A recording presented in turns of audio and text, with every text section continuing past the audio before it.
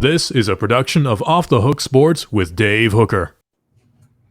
Look at our guy here, Josh Ward, nice enough to join us. You know him, so do I. He is an incredible young man who is celebrating his birthday. Look at this guy. I mean, happy birthday. You join us on your birthday. You don't take the day off. Well, when you enter your 30s, Dave, you have to celebrate the right Yes. way. So since that is what is happening today, no better way to celebrate than with you. Right. So Josh actually hasn't entered his 30s. He's 29. Yeah, Maybe. soon enough, I will be there. Soon enough. Yeah, he may be just a little bit older than that. The conversation. Or I'm with barely Josh, hanging on to them one way or the other. Yeah. That's right. With Josh Ward, this is the Vol Report. It's brought to you in part by our Zool. Man, Zool beer is unbelievable. Killed the Lights Beer Festival and the re-release of the Rhymes Like Dimes. They took the gold beer at the Beer Cup in the Juicy Hazy IPA category. They beat out 342 other breweries in the category. They can release that in this coming Friday. So check it out. The Kill the Lights Beer Festival, October the 22nd.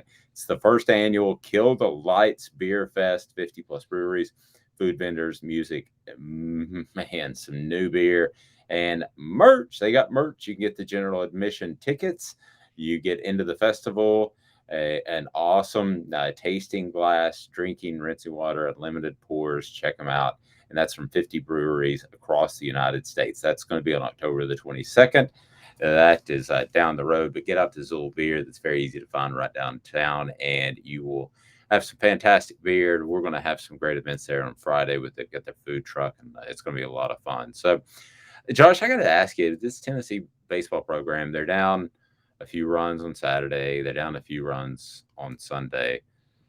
I never had the feeling that they were just going to fade. There's something about the psyche of this program that I just don't see that.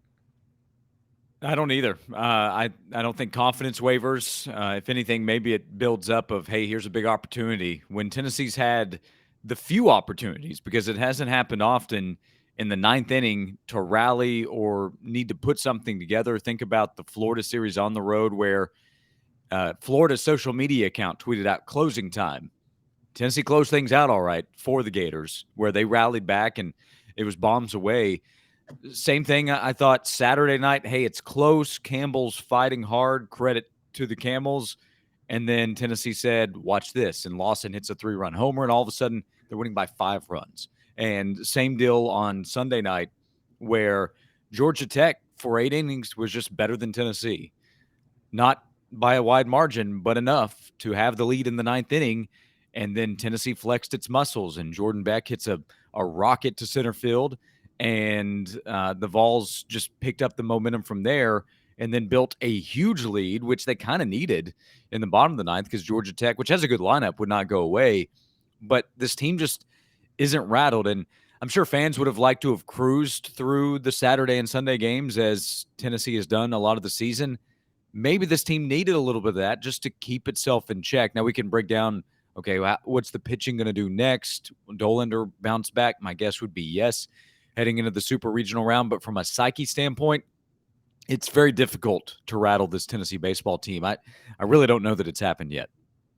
Yeah, you're on the Sports Handle every day there in Knoxville, so you have your finger on the pulse. And I think when you and I started first talking about this Tennessee team being really, really good, potentially really, really good, they started that upward trend. I said, would Tennessee rather win a baseball national championship or get a 5-star quarterback prospect committed? And I can't remember exactly what you said, but now it does kind of seem like the chips are pushed all in the table, and Tennessee fans are going to be disappointed if Tennessee does anything but win a national title, and that's pretty lofty. Yeah, I think that's where the expectation is. I mean, when you're the number one overall team, despite the number one overall team having not won the national title since Miami in '99, that's been brought up over and over again, including by Tennessee players. They know about that.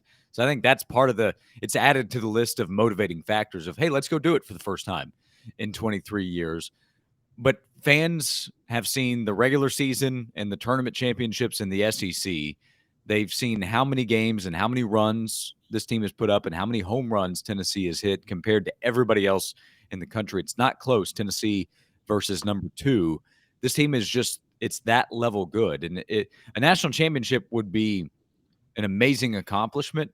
It would legitimately put Tennessee in the discussion of the greatest teams of all time. And you just don't get to have that conversation hardly ever with any program. So fans would want that. You could still bring the question up. Would you rather get that national title? Would you be willing to lose Nico to get that national title? Still be a challenging conversation for a lot of people. But fans love this team. They've gotten to know the personality of a lot of the players, and that's a big part of it. It's similar, not the same, but similar to the Grant Williams, Admiral Schofield teams, how fans got to know the players, and they fell in love with that, and the team had success along the way. Similar here with Tennessee baseball. You know, the team it reminded me of is the Meeks, that 1998 Lady Vol National Championship team. And the reason was they had all this hype. They looked that good, and they ended up undefeated and had to win it all. You go to Tennessee's 1998 National Championship football team, nobody thought they were going to win it all. I mean, I can't remember the last time other than the Meeks, and I went back and looked for a column on offthehooksports.com. I went back and looked, and there really hasn't been a team that you would point at and you would say since the General Neyland's days that you would point at and say, that's the favorite, they should win, and they do. That just doesn't happen a lot. It's really hard as the favorite, and that's been the case at Tennessee. And it, when you say that, it doesn't sound right. Well, if you're the number 1 team, you're expected to, but it's easier said than done. Even the greatest example, which has been brought up when we talk about how hard it is to get things done, the best Patriots team didn't get it done. So they're removed from the list. And that's why getting the national title is so important, because you're talking about the chance to be one of the greatest ever to nobody's going to talk about you again, unless you want to talk about disappointing results. That would be the case. Now, like if Tennessee gets to the final round, to the best 2 of 3 series in the College World Series and falls short, that would be another reminder of how hard it is to get there. That would still easily make it the greatest Tennessee baseball season of all time. And you would still have so many memories to go with it, but you're trying to get something done that you may never have another shot at. Maybe you will, as long as Tony Vitello is the coach. They're going to be in contention. But we've seen too many examples of you knock on the door a bunch of times, but you fall short. Gonzaga's in that stage. They've become one of the best programs, right? Still trying to break through all the way. So they have that chance here, and it could just add to what Tennessee could do next if they're able to win a national title. I mean, you look at Dan Marino. He got there early, and now he's still trying to get back by dog cussing his production assistants. The expectation was, look at all these titles that are coming. Where are we now? Yeah, it's time to dog cuss some production assistants in television. That helps him feel better. It reminds me, if Tennessee were not to win it, making a weird NBA analogy, it would remind me of some of those old Cleveland Cavaliers teams that were really loaded. Jordan hit the big floaters, shot and beat. It would remind me of some other teams that have been out there, maybe Reggie Miller's Pacers teams. I don't know why I'm going NBA, of teams that you feel like won a championship at some point, but they didn't really. Like, they were probably the best team that year, but they didn't really, and they don't want to be remembered like that. Right. And the other part of it is that fan bases all around the country are pulling against Tennessee. Not every fan from every team, but it's difficult to really be hated in college baseball, I have to imagine. Tennessee is by a lot of teams out there, especially in the SEC, like Arkansas fans, Ole Miss fans, Vandy fans, Florida fans. I don't think they're going to be, hey, SEC pride here, let's pull for Tennessee. I don't think it's going to be that at all. And another aspect here, it's a part of the conversation and will be forever moving forward is social media, and that's where this comes in. So anytime there is a chance to take a dig at Tennessee, fans will take that, and Tennessee fans will get defensive, understandably so, if that happens. So part of it is avoiding that. You don't want to be a part of the jokes. You don't want to be the answer to, hey, what was the best team ever that couldn't get it done? And if Tennessee doesn't win it, then other fan bases are going to say, yeah, it's the Vols, same old Vols. So then there's the hunger factor, right? Tennessee football knocking on the door and looks like, hey, the next few years could take Tennessee back to a high level, but fans are still waiting to see if that's going to happen. Basketball's had a good amount of success. Postseason success has not been everything that they wanted besides the SEC tournament this past year, but it's been a tough 10, 15 years in a lot of ways for Tennessee fans. So to have this, to enjoy the ride and have the finish line be at the national championship, that would, I think, mean more to Tennessee fans. Like, go back to talking about those Lady Vols teams in the 90s and the national championship season. Well, Dave, just before that, there was the World Series trip. You had the Peyton Manning years. Lady Vols at that point, they were the best program in the country. You were expecting really good success with a number of programs. Now Tennessee looks like it's getting back to there. Like right now, the athletic department's in great shape. And things can always change, but right now it's in great shape. Good leadership, good coaching with a number of different sports. But this is your chance to break through and say, hey, all these things that we've been happy about, it's backed up and on a national stage. So to get some of that national credit, I think fans crave that, understandably so, and here's their chance. I know we got the Supers coming up, but finish this sentence. Tennessee winning a national championship in baseball would be the biggest thing for its athletic department since. Biggest thing since, at least probably the Elite Eight to get to that spot. And that was a more unexpected run that Tennessee went on that season because of the suspension and dismissal in the middle of the year of Tyler Smith and being a 6th seed in the NCAA tournament. They end up in the Elite Eight. National championship in baseball to me would be a bigger accomplishment. Basketball gets more coverage, but I mean, it's a national title. And, baseball is not football or basketball. Still a big deal. I think to the fans, it's still, you talk about the big three, realistically, of football, basketball, baseball. I mean, it's right there. You're not going to hear track brought up. You're not going to hear golf or tennis. It's always going to be, baseball would be the third. So to win a national championship to me is a bigger deal than going to the Elite Eight. It's just that was the first time in history the program had done that as well. So you can go back further. I mean, it's just be an all-time accomplishment. It's never going to top 13-0, 98 national title. In football, nothing can except for doing it again in football. But this would be right up there among the greatest accomplishments of all time. You have Tennessee football, you have everything Pat Summitt did, and then I think you would go to Tennessee baseball winning a national title. Because the other thing, I mentioned, like, fans have fallen in love with the players. I mean, Tony Vitello, he's a rock star at Tennessee. You could argue he's the face of Tennessee athletics right now. And I realize the statement of that because of football being in good shape. But his personality and how good he is, I mean, he's the real deal. So whether they win the national championship or not, that's not going to change. But you get the ring, yeah, you've taken yourself to a status that almost everybody else cannot reach. Yep, the Fall Report today brought to you by our friends at Zool Beer. You're going to love Zool Beer, and check them out. They've got that fantastic tap room as well that is just in a perfect location. It's right there on 5th Avenue downtown, so you can stop in. We'll see you on Friday and have a good time, have some stuff to give away, and we'll also be glad to maybe purchase you a cold brew or two. But craft beer, man, that's my thing. Absolutely love it. And they took the gold at World Beer Cup in the Juicy Hazy IPA category. That means they're the number one Juicy Hazy IPA. That's out of 342 other breweries. So check them out. That's Zool right downtown on 5th Avenue. A great place to hang out. Great beer as well. It's a craft brew that, man, I've seen done right. And I've personally endorsed them. And Josh, the bottom line is we look at this baseball team, it's not a very likable team unless you happen to be wearing orange. Well, I do think that's the case for probably most fans out there. Now, there are some that say, hey, I love the vibe. I love the trash-talking attitude of Tennessee, like younger fans out there.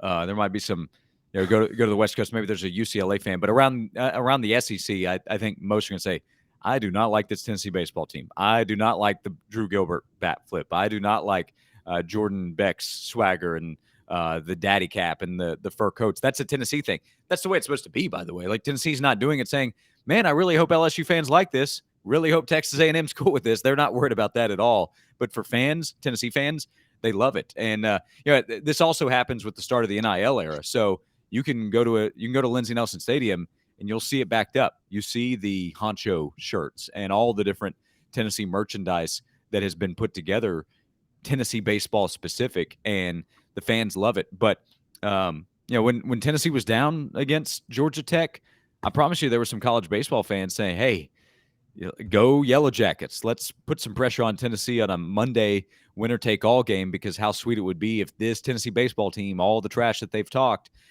that they were to go down in the regional round, because then it would be one of the biggest upset losses of all time. But that comes back to what we said earlier. This Tennessee baseball team responds quite well when that's the situation, where if you just pull up the final score, you wouldn't even know that happened. So, I think as Tennessee advances, if Tennessee's in the World Series, then fans who do not have their team in Omaha, they're going to say we have 7 favorite teams, and it's the teams not named Tennessee, hoping that they'll take down the Vols. So, but that can make the fun, the ride even more enjoyable, more fun for fans of hey, it's us against everybody. And not that Tony Vitello needs extra motivation for his team, but every coach looks for that extra chip. And if I'm there, I'm saying everybody's against us. Now, on our show on the Sports Animal last week, Kirby Connell mentioned something that was interesting. I should have followed up with him, but we were moving in a different direction. But he mentioned other players on other teams kind of getting behind him because, they know each other. They play summer ball together and all this stuff. I think other players on other teams might say, hey, that's kind of cool what they're doing. Not necessarily if they're going head to head, but if they see Tennessee advancing and they're not there, there's some other players on other teams that might think that's kind of cool. And I think in the future, as long as Tony Vitello is the coach, I think Tennessee will be an attractive transfer option because other players are seeing what Tennessee's doing as a program and it's fun, and other players will want to be a part of it. But that's going to cause other fans to hate Tennessee even more. No, and you can't blame them. You pull out the fur coat and all that stuff. I mean, and you remind me of a conversation I had with my son last night, and that was about the game. And during the game, I'm like, I don't know, that goes a little over the top. And here he's 17 years old. He sees a little bit different than me, that I'm 34 like you. So that he says, he's like, why not? This is fun. This is cool. It does appeal to a younger generation, and maybe the major leagues need to take a gander towards Knoxville. And I don't even say that in jest, Josh. I mean, they're trying to speed up the major league game right now. Yeah, I think personality is great. But you also have to recognize, hey, sometimes what we do, that's going to be disliked by others, and you should probably just embrace that. You have that with players like Tennessee basketball. Zakai Ziegler, I think the world of him. I would love to have him on my team. He's a terrific defensive player. He's a spark plug offensively, what he was able to do as a freshman. But you're not going to like him if he's on the other team. That's the way it's supposed to be. You're always going to have at least a few of those guys. Major League Baseball, you're not supposed to like it if Fernando Tatis bat flips, unless you're a Padres fan. So that's going to be the way that it is a lot of times when I'm talking about if you're going up against them. So if you're a Florida fan, of course you're going to hate Tennessee. If Florida were doing this, if Florida were as good as Tennessee is this year and had the swagger to go with it and was bat flipping in Knoxville, well, Tennessee fans would hate it. And that's the way it's supposed to be. Like it's okay that the opposing teams, especially your rivals, don't like you. Tennessee doesn't like the Vandy boys. That's great. That's good for the sport overall. Like that you can step back and have the big picture conversation. What Tennessee is doing is a positive for college baseball. It's a sport that I think has grown a little bit in the last couple of years. It still has a long way to go to get to where the sport wants to be in terms of getting attention. Like ESPN carries college baseball, right? Pull up their app. Sometimes it's impossible to find the scores of NCAA baseball games. They're not always updated. ESPN carries the games. It doesn't even always update the scores. So they're telling you how much work still needs to be done. What Tennessee's doing is at least getting more attention. You're more likely to be in a Sports Center top 10. You're more likely to be on a clip that gets shared on social media. So if you're a Florida fan, you pull that clip up, you're going to hate it. But you're going to tune in to pull against them. Oregon State fan, they're going to tune in probably to pull against Tennessee. Texas fans doing the same. That's good for the sport, and it's fun if you're a Tennessee fan to say, you know what? I'm glad Texas is pulling against us because we're going to pull against them when we see them in Omaha. Happy birthday, Josh. Thank you, Dave. That is awesome. It's hard to believe you're already 24 years old. Yeah, it feels like it's been a full year since I last celebrated my birthday. It has. It's a long 365, 24/7, as the kids like to say. So he's Josh Ward. I'm Dave Hooker. The Vol Report will continue to talk to you here with the Vol Report and Off the Hook with me, Dave Hooker. Again, Zool is a great place to watch the game this weekend. You are absolutely going to love the food. They've got the food truck in there, and you're going to love their beer. After all, they're winning national awards, for goodness sake. It's right there on Fifth Avenue downtown. Zool XUL beer. Well, you can see it right there on the video overlay. It's not radio only. A presentation of Off the Hook Sports. Give us a follow. And please turn on your notifications. YouTube, Twitter, at the Dave Hooker, at OTH Sports Media. And go to offthehooksports.com, which is a thing now, finally, after months and months and months. So have a fantastic day, everyone. Happy birthday, Josh, and we will talk to you soon. You got it, Dave. A lot of fun. Thank you.